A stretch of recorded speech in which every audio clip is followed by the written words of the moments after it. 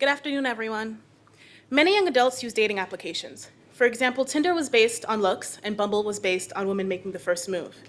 These applications aren't here to help us find the relationships we signed up for. But what if we had an application that took users into consideration and helped users find others who they are compatible with? 90% of Americans know their astrological sign. There are over 3.4 million posts on Instagram with the astrology hashtag. People want to hear about astrology and care about how it can be used in their lives. CoStar, an astrology application, has over 200,000 downloads on the App Store. Tinder, a dating application, has over 57 million users.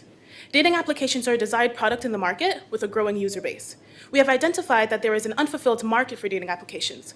So, I would like to introduce you all to Astro, a social application that connects users based on their compatibility using an astrological algorithm. My name is Jennifer Rowe. I am the creator and UX designer of Astro. With me is Jevon, the CEO and back-end engineer. On our team, we have Jeremy Rivera and Margarita Dominguez as front-end development and Sammy Chinley for UI design. Thank you, Jen. Now, when it comes to a mobile application like this, there are two very important variables: revenue streams and cost. Revenue streams are how we pay employees, pay back investors, and ensure users are having an ever-changing cosmic experience. The way we decided to do this is in three ways: in-app native advertisements, premium memberships, and data monetization. Now, I want to diverge a bit and talk about cost. For a moment, as you can see, as students, a lot of our resources are free, but not everything is free. The biggest problem is server cost. As you can see it in the slide above,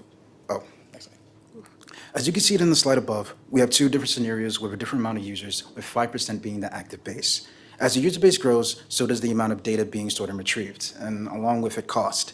While these numbers may seem a lot for 5 developers, we aren't at a total loss here. Let's see how much revenue can be made given the same metrics. By using various tools, we've come up with a rough yearly revenue projection. As you can see, within 2 years, we predict Astro will have a user base of at least 15,000 users. If at least 750 daily active users engage in user-targeted ads and another 7% decided to opt into premium memberships, Astro could gross a total yearly revenue of $132,680. You know what that means? That means server costs will only be less than 1% of the cost. By now, you're probably thinking, this is great and all, but how will Astro get 15,000 users, much less 100,000 users in 10 years? And that's a valid thought. And to this we say marketing.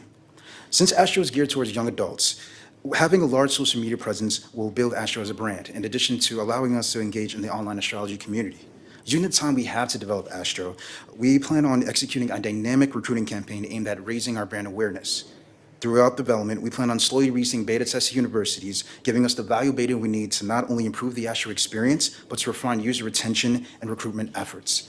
There's so much more I can tell you about Astro and the project we have planned for it, but that'll take too much time. This is Team Astro, and thank you for listening.